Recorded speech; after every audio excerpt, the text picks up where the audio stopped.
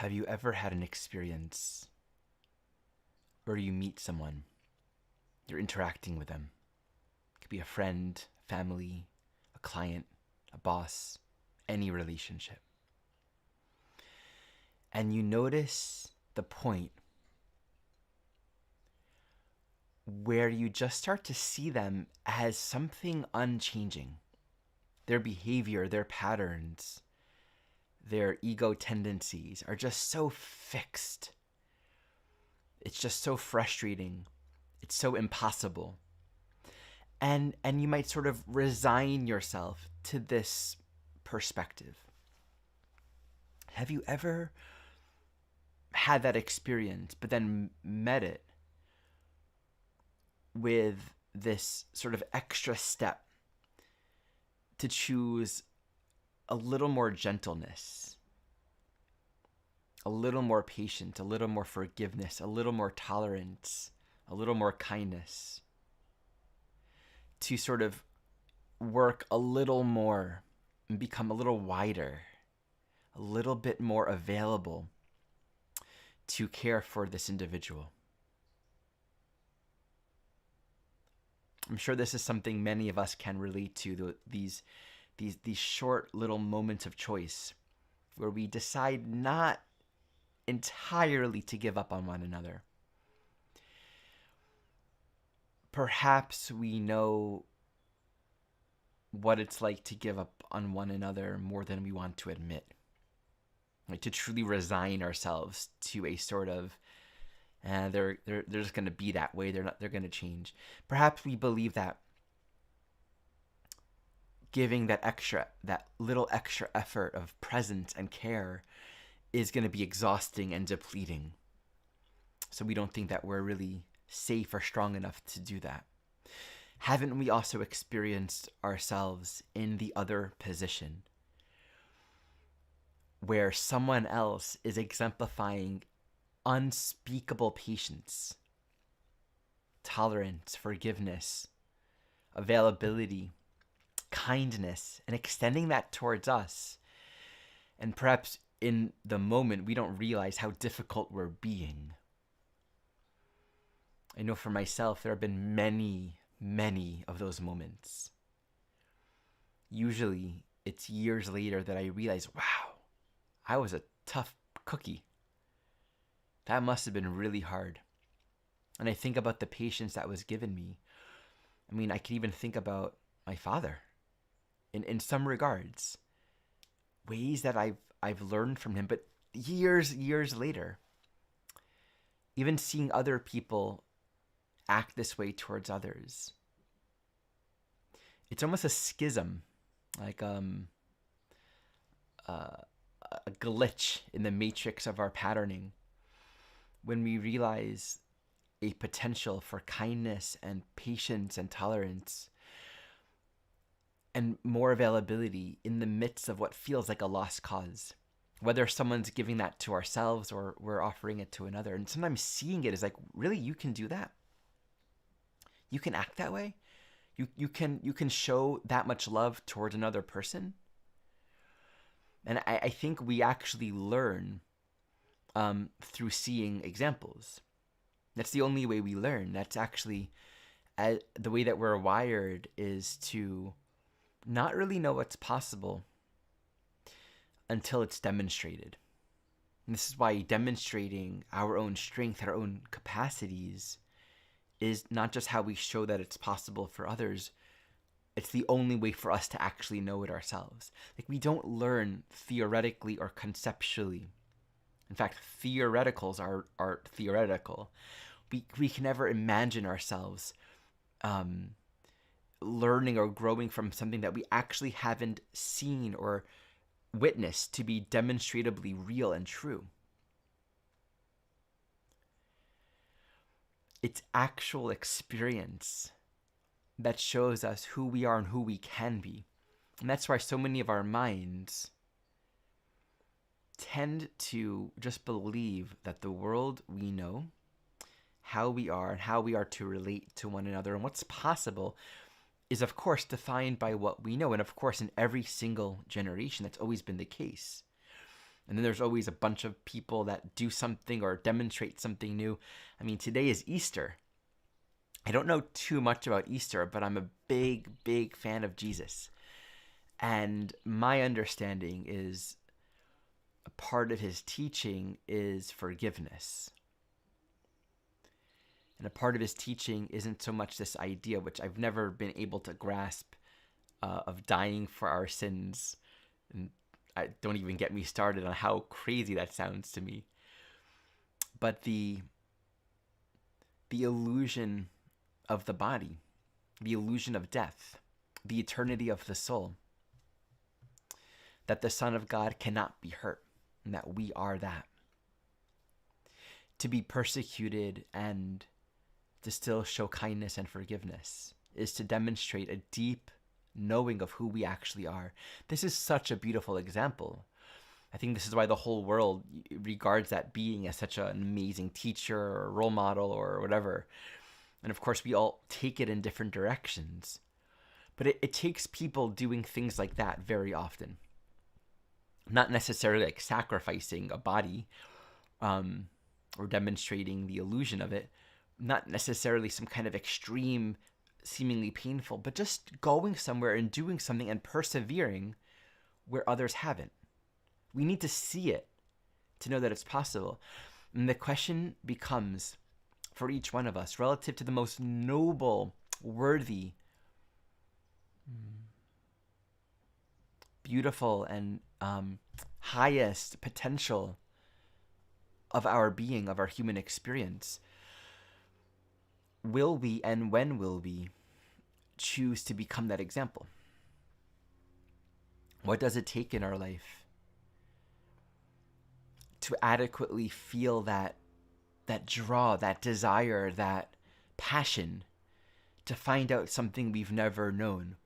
And I think to get to that point, we have to, in a way, be so deeply dissatisfied with the older way, the way that is known, the way that is comfortable, the way that is familiar, and to say, I want to know a higher dimension of truth. And, I started this with speaking about kindness and patience and forgiveness because I think that's the greatest edge for us all, isn't it? How we treat one another, the thoughts that we think about ourselves and one another, how deserving we believe we are of our love, our care, versus how deserving we are of our impatience and our intolerance and our frustration and our judgment. Demonstrating greater thresholds of strength in love and forgiveness is one of the most noble and powerful things any one of us can choose to do and be a model of in this day and age, and probably in any day and age. But it's so popular to hate. It's so popular and well received, celebrated, to be intolerant, to be better than, to be right, to justify our looking down upon others. Someone recently said something to the likes of, sometimes you need to call out other people and put them in their place. And I thought about it. I'm like, well, I understand that perspective, right? Sometimes you need to speak the truth and say, hey, you're doing this, and this is what it's doing. This is the effects. And, there's a place for real, authentic communication, just bringing it forward to other people. But there's something about calling out that feels very untrue for me. Calling out, just think of the phrase. Calling, right? When you call to someone, it's like you're like extending over a long distance, or there isn't proximity. Calling. You're calling someone or calling, hey, come here. Right? It's like you're relating to something that's far. And out. Calling out. I'm calling you out. Right? I'm not bringing you in. I'm not communicating you in.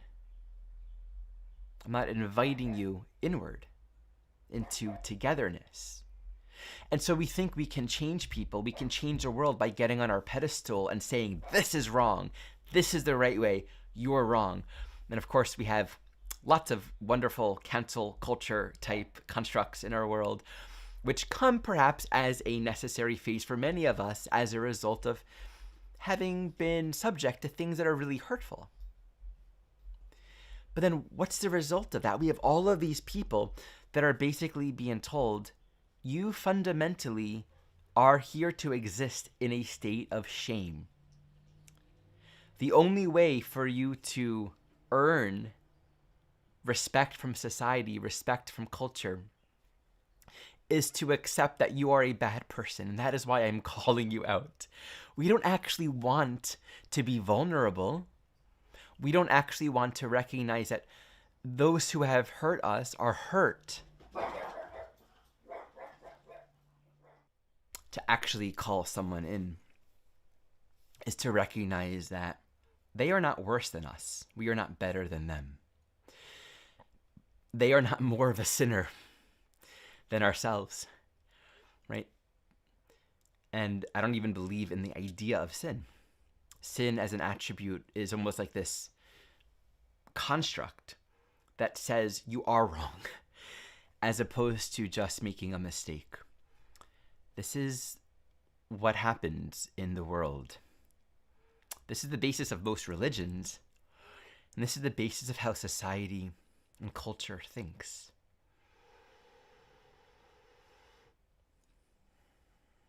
To actually call someone in, invite someone in, means meeting them. Means recognizing that they must be also in suffering and pain. What a crazy thing to think about. That those who have caused hurt are also suffering. Those who have been hurt are also suffering. Who's suffering more? It's almost incomprehensible for many of us to think about that. Like, well, the perpetrator, we can't think about how much they're suffering. But they might be suffering more. It's so important to think about that. They deserve our compassion and our forgiveness so much. We're basically saying your suffering isn't important. Your life isn't important. And how we treat other people, how we think of others in their darkest moments, in their worst behavior, is ultimately what we believe we deserve as well. And it's the projection of the mind. It's a tricky way of saying, I don't really believe that I am deserving of. It might be guised by an attitude of, but I am worthy. I'm the innocent one. I'm deserving. But really deep inside, if we believed that we were deserving, then we would meet our mistakes with kindness and humility as well.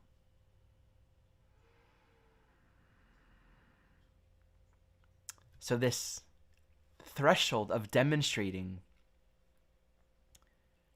a greater strength, a greater resilience to forgive, to love, to be patient, to be tolerant with ourselves and with others in the moments where it's unpopular to do so, is a little bit of an outlier. It's not popular. I start by speaking about this greater potential for demonstrating a way of being that is unknown to us, that others don't think is possible. In part because the transits this month are incredibly activated. This Aries Chiron North Node really comes alive during this month of April. This is where its essence, its theme, its flavor is really tasted tangibly. And it does say you are to go where you haven't gone, and you are to make choices that you haven't made before. And specifically, it's about carrying a passion and a drive and a confidence in ourselves that only we ourselves can give ourselves the permission to carry. I've been thinking so much about what does it take to make these choices? Like, what does it take to get to a point in our life where we decide I'm going to do something differently, right? I'm going to relate differently. I'm going to have a different attitude about this experience. I think in a way, at the core of it, there's a deep sense of, well, the old attitude isn't bringing me happiness. the old attitude is not producing any meaningful results. And I know the world might encourage a particular attitude, or my society or my friends. And we should appreciate that we all tend to encourage certain attitudes and paths and behaviors, even though we all recognize it doesn't necessarily bring joy. Are the majority of people in this world truly at peace, truly content? Are they truly at peace with themselves, truly at peace with their circumstances? I don't think so. And yet, ironically, the majority of people in the world seem pretty certain about their way in life. Isn't there some kind of disconnect? To be certain about our path, but to not be entirely happy, there must be something we're missing. Maybe our certainty isn't as warranted as we thought. Maybe our certainty and our convictions about the world we see, about who we are, about who other people are and what they deserve and what we should do with them, maybe we don't realize what we're doing to ourselves. Maybe we're blind to the fallacy of our own convictions.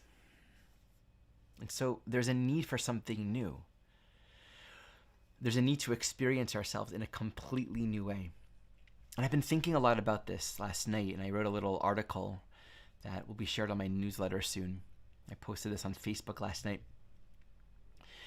How, in a way, our life is like a story, right? The story of our life, in an ultimate sense, is like truly the best story ever told. Each of our stories is profound, truly, truly, truly. We may not be in touch with this profundity, but the story, as per all stories, has a particular plot, right? And there's like an undercurrent, like theme that's there. Even if you're in the beginning of the story and you don't quite know where it's going, you're following. You're like, oh, that's going on there, and this is happening in that relationship, and this person's going here, and I'm starting to sense the theme. We have a soul theme. We each have a soul path. And it's the bottom line. It's the undercurrent. It's the ground. It's the DNA. It's the program of this life that we're living and all the lives that we live. We don't necessarily know what the plot is. We don't necessarily have a clear grasp of like who is the protagonist, like what's their challenge, and who is the antagonist, right? And we think it might be something, but right, there's a point in every good story where you start to realize at the turning point, okay, here's the plot. This is what it's about. Maybe if it's a movie, it's like maybe 30-ish minutes into the movie where like the conflicted dynamics become apparent. And you realize, oh, that protagonist is going to have to integrate this in some way. And what's implied? We know that at the end of the movie, there's going to be a change of heart, a change of mind, a change of attitude, a change of self-awareness. There's going to be some kind of arc of the protagonist interfacing with challenges and experiences they haven't yet integrated and known. There's going to be some element of growth. We still don't know what choices are going to be made. But when we think about our own stories, we know that throughout our entire life, we are always making choices. And the choices, in a sense, build up to be a continual momentum, a chain of decisions, one leading to the next. Then it builds a certain path. As these choices are made, we get to these thresholds, these moments in life where we have to make a new choice and we don't quite know where to go with it. Maybe we made the choice to watch some YouTube videos, learn a little bit of astrology here and there, get a reading, take a couple classes. Right? And then there's something building, there's something growing and osmosing inside of ourselves. And then we get to a point where there's a sense of, I need to do something more. Right? We might actually make a choice to train. We might actually make the choice to start practicing. Right? Or to start creating our own content. There's this momentum that builds in our choices that actually leads to new thresholds and new expansions of potential and experience as we get there. But we have to allow ourselves to get there. And we have to allow ourselves to have these small experiences in our life that slowly, bit by bit, open the doors to new experiences, which will eventually open the doors to maybe bigger long-term choices. And this is where, at different moments in our life, we're going to be pushed and instigated to draw upon a greater resiliency and clarity to make a choice that we've really never made before. Maybe our life has been building up to this point where now we're asked to question, what is it I really want to do here?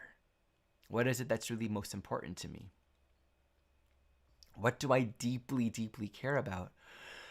And we're going to have to do something about that. There's going to be a need to actually bring forth a greater dimension of confidence and self-trust to actually move our life in a direction that we've never gone before. And this can feel incredibly scary. This can feel deeply vulnerable. What if I won't make it? What are the consequences? Because all choices have consequences. All choices are their own bridge burnings in a certain sense. Because when you make a certain choice, you're saying, and I'm not making the other one. Yes, you can make a new choice the moment afterwards, but there are always consequences to the choice we just made. So what do we do?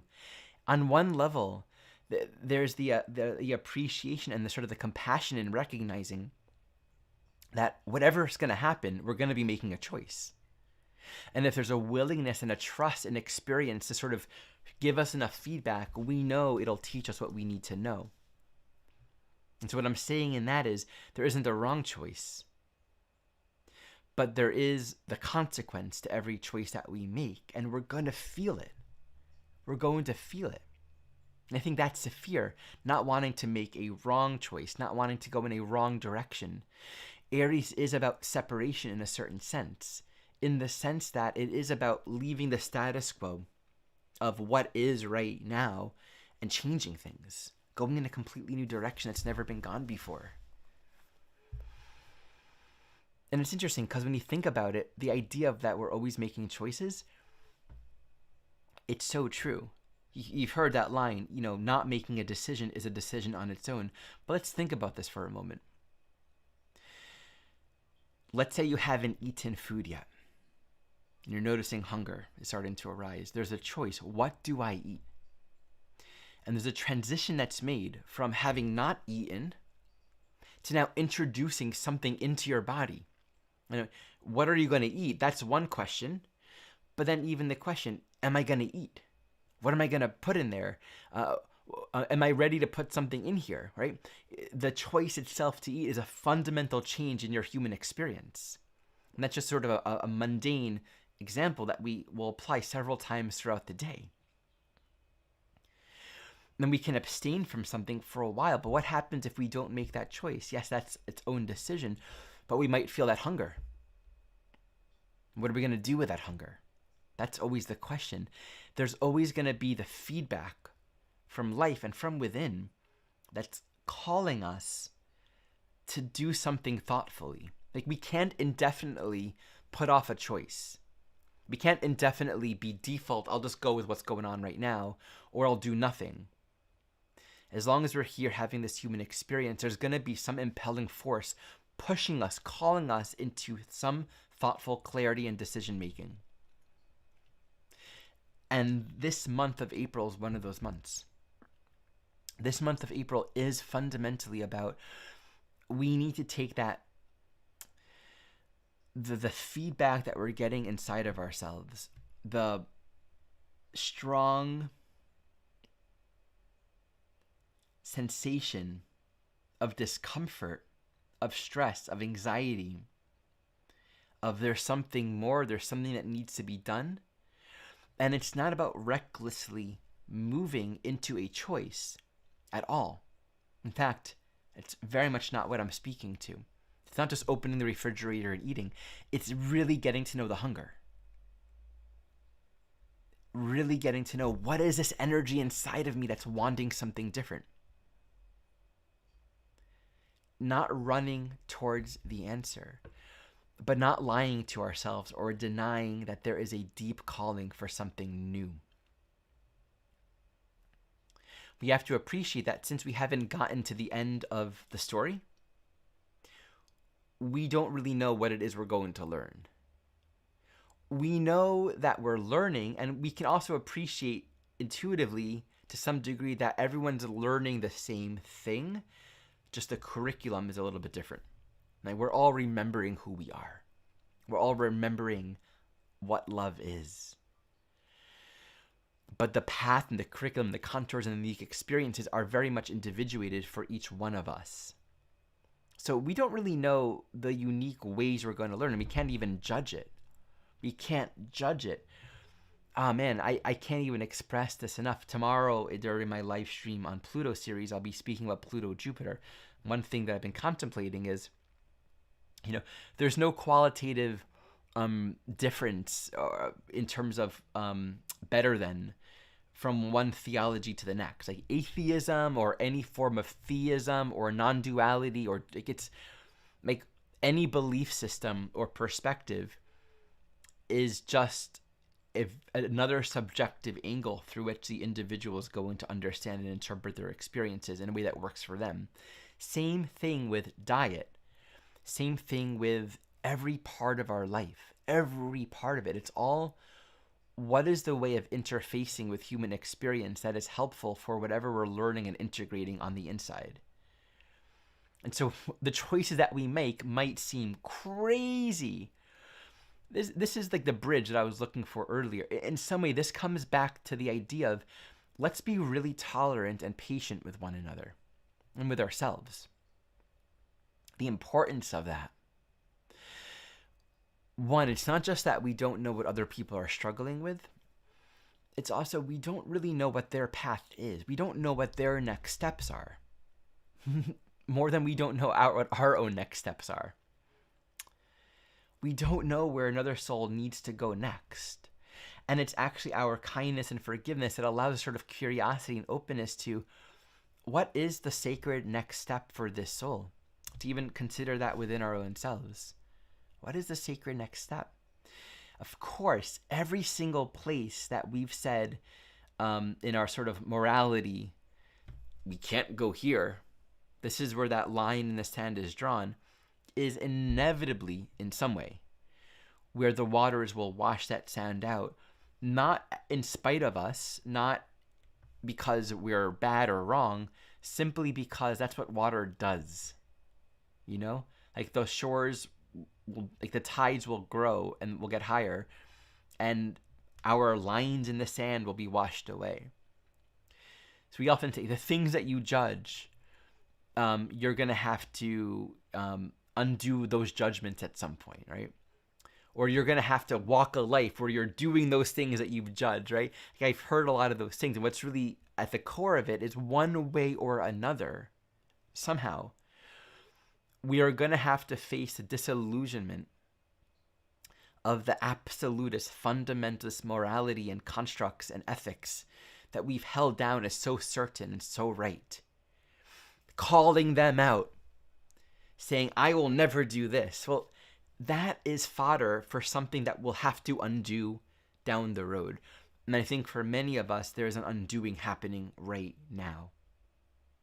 And that will push us along the edge of, well, I can't go there. I can't do that. I'm not able to do that. That's wrong to do that. I need to be here. I need to fit into this. Remembering that the South Node during this eclipse time is in Libra, a big part of what we're healing and releasing, kind of moving away from, is any addiction to, well, this will make me liked. I will be understood, appreciated, and pleasing if I stay here. The dark side of Libra also is, this is who you're supposed to be. This is the kind of person you're supposed to be, how you're supposed to behave, and you're wrong for doing this, this, and that. So all of this strong, powerful Aries energy moving up right now, in particular with Mercury moving in retrograde all over this eclipse, is asking us to consider maybe there's a twist or a movement in our storyline and we just don't have enough perspective. Like, jump a few chapters later, read that, and then come back to where you are right now. You'll realize, oh, the protagonist has no clue what's actually going on. Like, they don't really understand what the curriculum's about. They don't really know what's at play for them, what's in store. There are a lot of twists and turns. This is going to be a crazy ride, right? Oh, but man, they're just like, they're in this narrow frame of, they don't have a clue what's going on. So we think the same thoughts that we're used to thinking, and we keep our minds in a very narrow frame. That's how Mercury is. Our story of anything is always very narrow, because a story gives attention to a very specific and narrow field of data, to the exclusion of everything else. Like, everything else is life. Everything. Our Mercury stories are little parts of it. And we're basically inventing it too, right? Like, we are giving names to things and choosing very particular ways of thinking of their interrelationships, but it's like such a small part of all that is. And so our stories are incredibly limited, and to the schism during this Mercury retrograde is open up to new perspective, man. There's a lot to see here. There's a lot to see here. There's a lot more perspective, and if our perspectives, if our thoughts, if the information that we're apprehending and integrating right now is hard to accept, it doesn't mean it's wrong. It doesn't mean it's right. It means there's something there, right? The fact that it's interfacing with us means there's something to explore. Keep on reading. Keep on reading. Keep on gathering that information. And again, these choices that we're called into are going to be made by really being with the content on the inside that is actually calling us into this. This takes us to the journey of the soul, right? When we're not acting in these impulsive, instinctive ways, but we don't necessarily know what to do or where to go, we're back at square one to the path that we don't understand. The path that we don't understand is the path that we're on when we're not distracting ourselves with all kinds of other instinctive impulses or judgments or ways of controlling the experience. The path that we don't understand is the path that we're here to walk, is our curriculum, is incredibly powerful and relevant. And it invites of us a deeper, more soulful engagement and commitment to the significance and the importance of this life. So let me show you the chart and go a little more deeply into some of the basic astrology and the content that's happening here. So Mercury is going to go retrograde really soon. Pretty much in a day or two, Mercury stations retrograde, and it moves to join this eclipse day. But take a note as well that Mercury is moving into a semi-sextile with this Jupiter-Uranus, which is the other really big thing happening in this month. Basically, we have really strong correlations with Aries and Taurus happening all at the same time. I see someone wrote, the comment of choice is based on need, like if you are hungry. But the hunger has to become so strong to be able to make such a bold and new choice. We want something fuller, more meaningful, more true. And we feel the hunger of that, the desire for that inside of ourselves, which brings forth a deeper determination.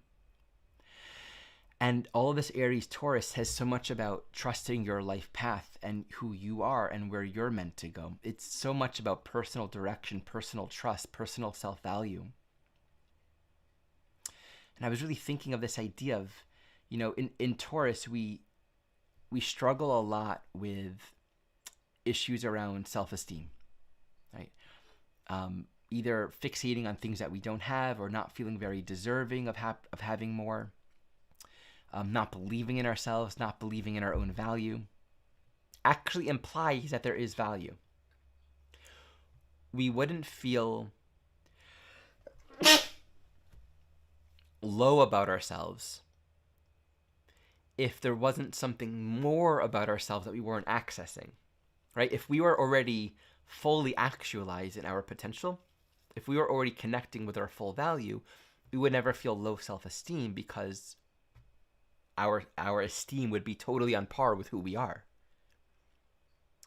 So there would just be a sense of contentment, right? But the fact that we are more valuable than we know, that we have a lot more value and our life is far more meaningful than we realize, is the only reason why we experience the feelings of low self-value and low self-esteem.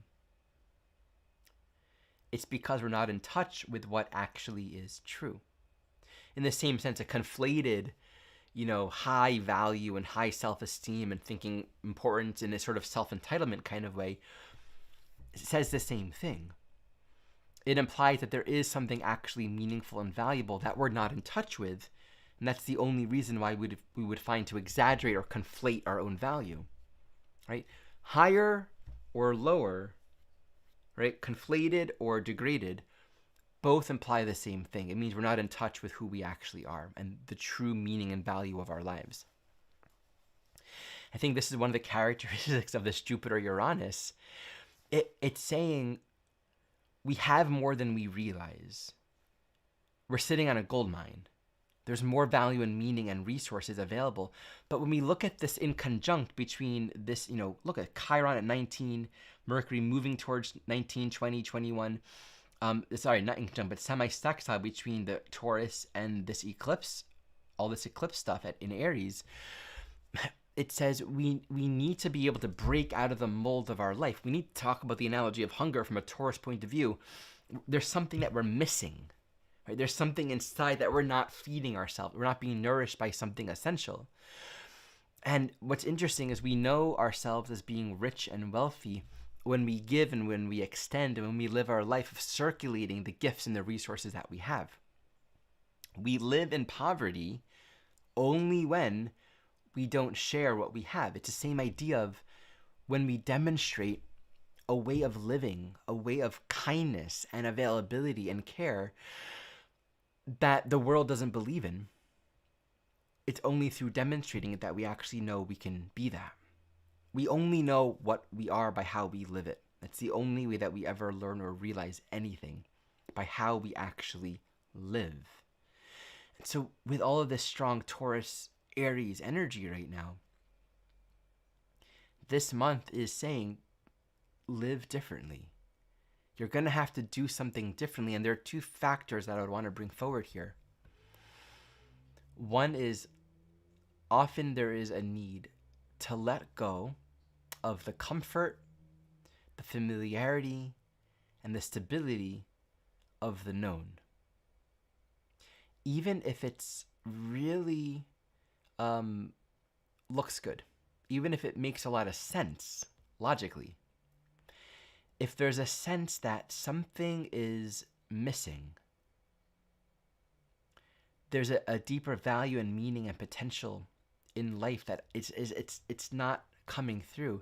This is not about being restless and throwing everything away. It says, what do I need to let go of in order to create space to see more of the picture? The analogy to this is we might find ourselves, to give the metaphor of a room, in a small room, tight space. We learned how to function, right? But we feel tight, we feel cramped, but we know we have that room. We know we have that space. It's available for us, it works for us.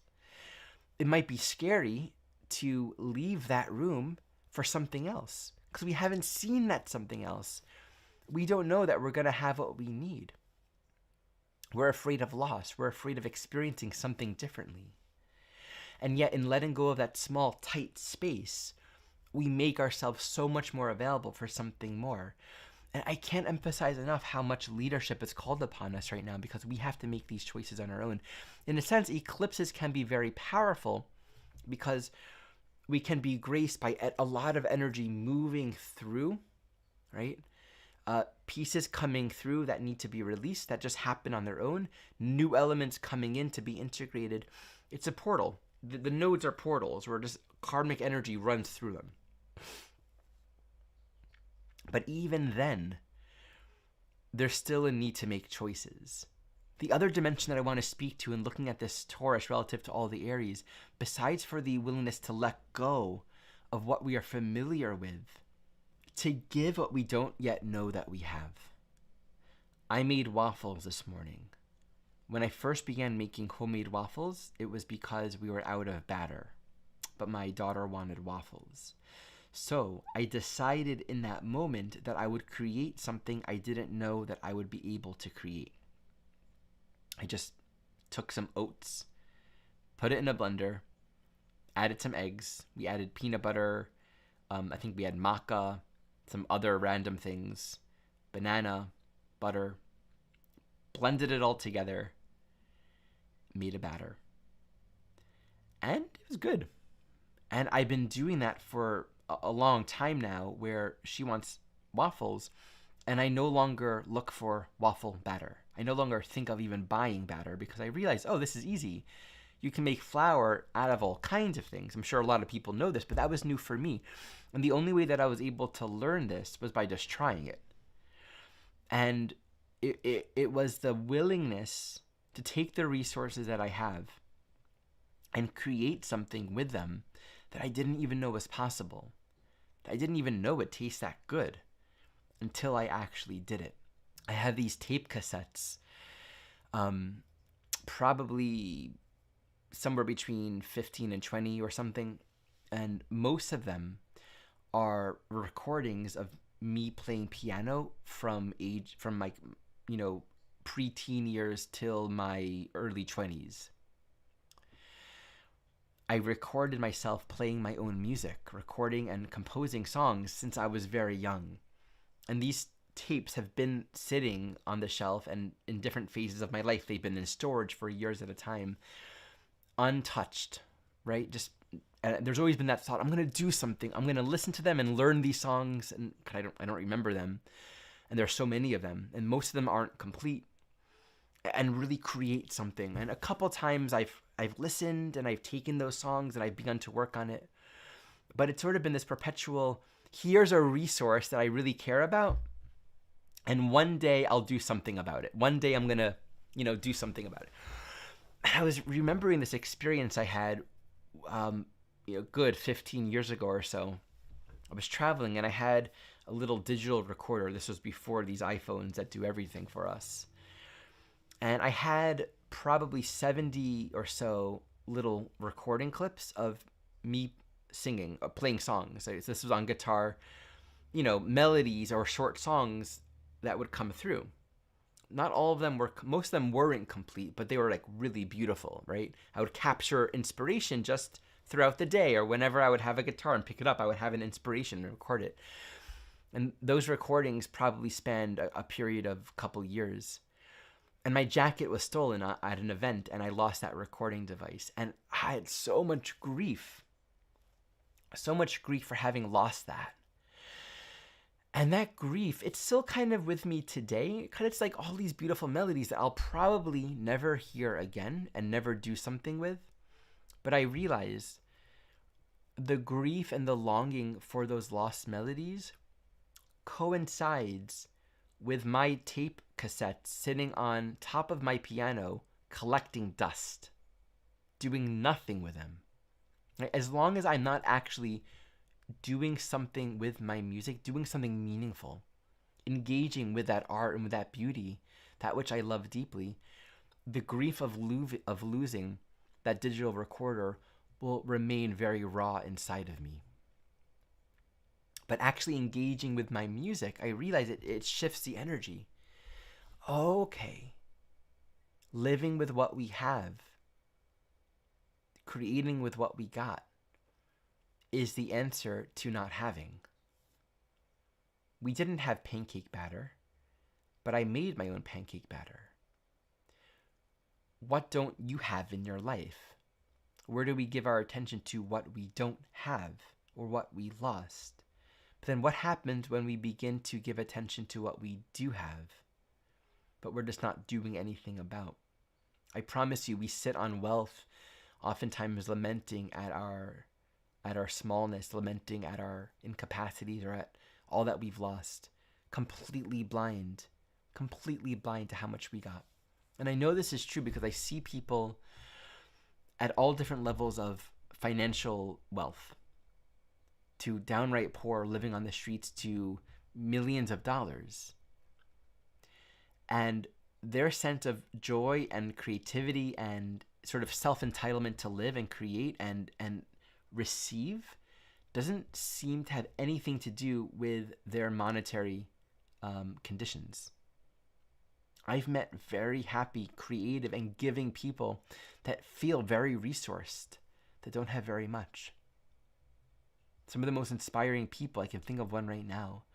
This one man that was very poor. I don't even know if he had a home of his own. Just, he was always giving. Oh, whenever I would see him, the entirety of his vibration was giving. And I don't know his story. I don't know what was going on in his mind, but I know it's possible for someone to have seemingly nothing, but they feel so full of what they already are. We can distract ourselves with, oh, I want this thing or that thing or this new, right? Commodifying the next relationship or the next object or even making more. These are all traps of the mind that we can just get stuck in thinking, I'll have value then. I'll feel value then. My life will feel better and more free then. It's not true. It's not true at all. It doesn't mean having those goals isn't beneficial. But these ways of thinking are just fundamentally not true. So I had this experience where Michelle took the kids out and I actually decided to not join. I stayed home and I was home alone. I'm like, oh, this is great. I have several hours by myself. I cleaned, I kind of just cleaned up the house. I felt like that was like a really good contribution. While I'm here, I can just sort of do what's often hard to do when everyone's together and the kids are running around. And I, put on some music. Listening to podcasts, things that I wanted to listen to that maybe I wouldn't always listen to. Just I wouldn't have that full time to listen. So I had that experience of there being a lot of space, all right? Listened to like a long hour podcast and cleaned up more thoroughly. It felt really spacious. And I noticed on its own, I wasn't premeditating this. This happened in a field of spaciousness. My attention was naturally drawn towards my tape cassettes. And I had the thought, oh, I should listen to my tape cassettes. And in fact, I should play one of the tape cassettes and record it digitally on my phone. Because I've had a fear for a decade or more that at some point I'll lose those tape cassettes, because they're tape cassettes, and I'll lose all of that music. And I've had that thought of, playing them and recording them on a digital device that I can upload to a cloud. So I have it saved. So I finally did that. And I can't express how significant this is. And I think this is a teaching for all of us. I want to be able to really communicate and for us to hear. I think the things we love and care about most are the things that we might forget about most frequently. To record that music and just sit stretching and journaling and listening to my own music was one of the most peaceful and healing experiences I've had in a while. I remembered how good that music is, how exciting it is, and I allowed myself to feel interested in getting into it. And it's amazing that it just took, 15 years for me to actually do something and record that music on a digital device so I protect it.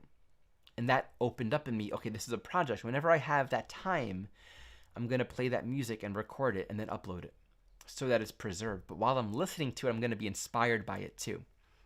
And recently a new thing has been emerging for me as well. Songs come, and it's always been an issue of, okay, here's a resource, but it's not complete, it's not done, so I'm going to put it over here. You can live your life seemingly rich, but like not circulating any energy or your resources or your gifts and not really knowing or feeling or experiencing your own richness. So I just began doing this very vulnerable and uncomfortable thing, which is sharing my songs on Instagram the moment they're there, right? The moment I have a time to record it and it's in me, just sharing the song. It's new for me because I've often felt like, oh, here's a new song. It's really beautiful. It's not done yet. I can't share it yet. With that attitude, I'm going to die at some point with a vault of uncompleted music that no one's heard. That would bring so much sadness. And without a doubt, I would have to resolve that one in the next life, right? To live a life where we're just waiting for something to happen. So this relationship between letting go of sort of what's comfortable and familiar, being a little bit insecure, and allowing life to kind of guide us into new experience, to be willing to make new choices, along with just kind of getting to that point where we realize, oh, I really love living a life that feels valuable and meaningful. Simple as that. What's exciting for me personally around music, because it's one of those things, and I think we all have this. I think we all have one of these things inside of us. Because it's one of those things that I've never had a self-image around, I'm going to make money doing my, it's always been, I just love it so much, and I'm always so joyed to get to share it. It's never been interrupted with a sort of, commercial capitalist mindset of how am I going to, grow my YouTube following and, earn money and get people to enroll or know about my product, right? I haven't equated my music with anything that's commercial in any way at all. And I'm like, oh, that's great. And it doesn't mean I think I shouldn't or won't. I don't know. I really don't. But it's just like a pure resource. It's something that I just purely, truly love. And it's what brings the most meaning and joy to my personal life. And I think we all have that. I really do. And I think there's, it might look very different from one person to the next, but when we touch base with that, we realize we care more. And it's not just the creative process. I want to make a distinction, right?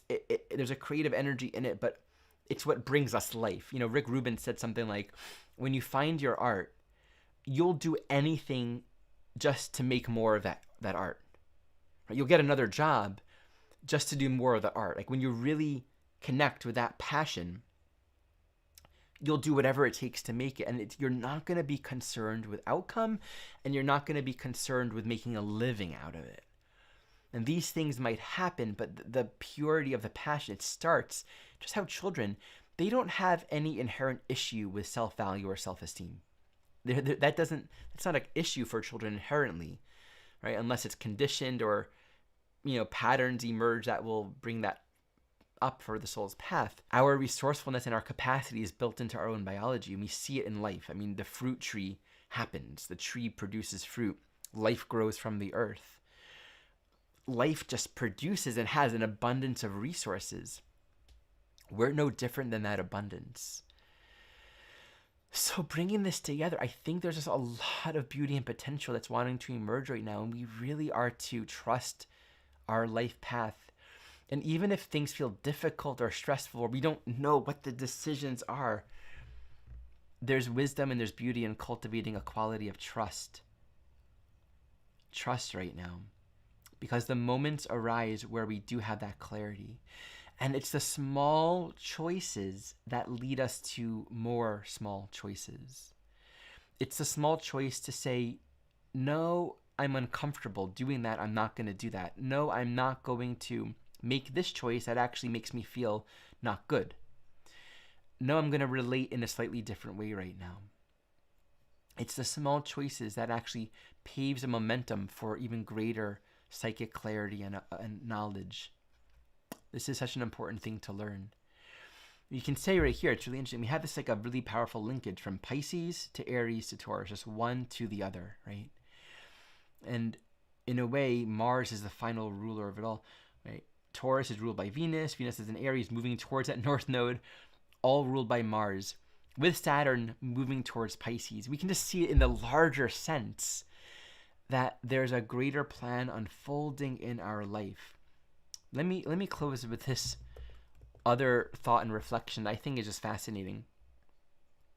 There's this duality between are you choosing your life and paving the road right now and kind of making, is it all about we are making, or is the script already written? I have no clue. That kind of thing doesn't really work for me. What I do know is where we are is exactly where we're meant to be, only because it's where we are, and that's where God is.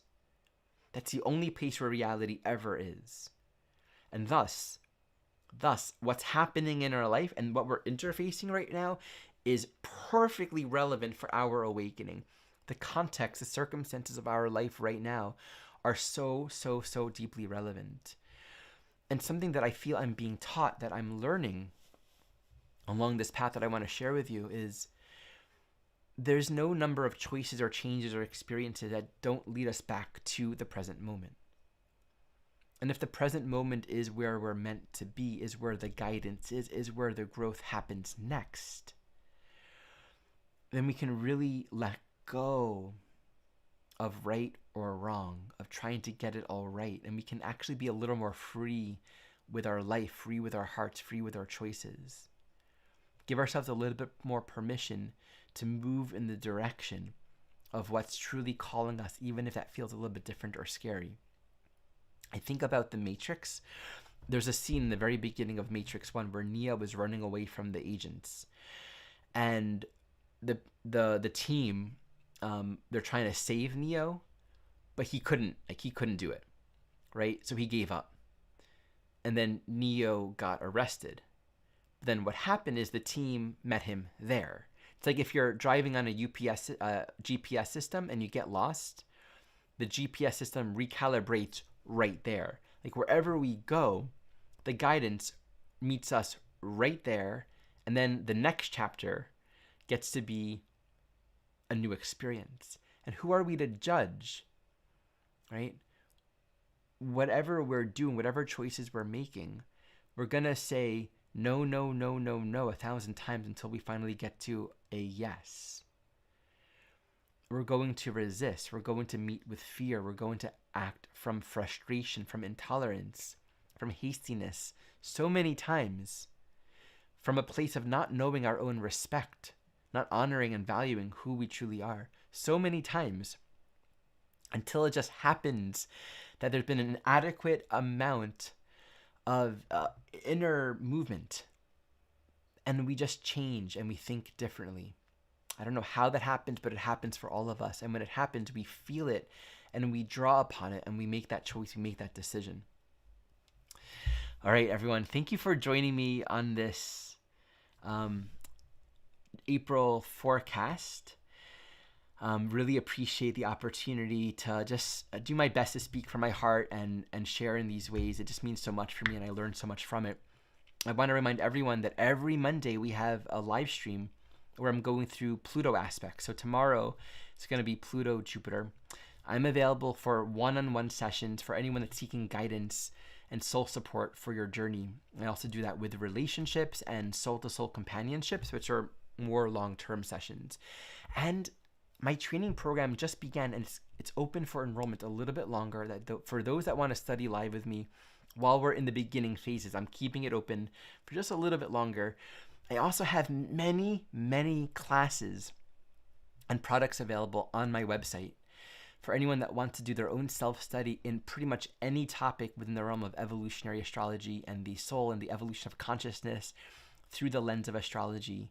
It's always my honor to get to teach and to share this work, and I deeply appreciate how it supports me as well. Okay, my friends, this completes our time. Blessings to you during this powerful month of April. Please feel free to share your comments in the link in the comments below. I would love to hear what this elicits for you and how you're working with these teachings of change right now. What you're learning about this. I would love to hear more about that as well. Okay, bye for now, everyone.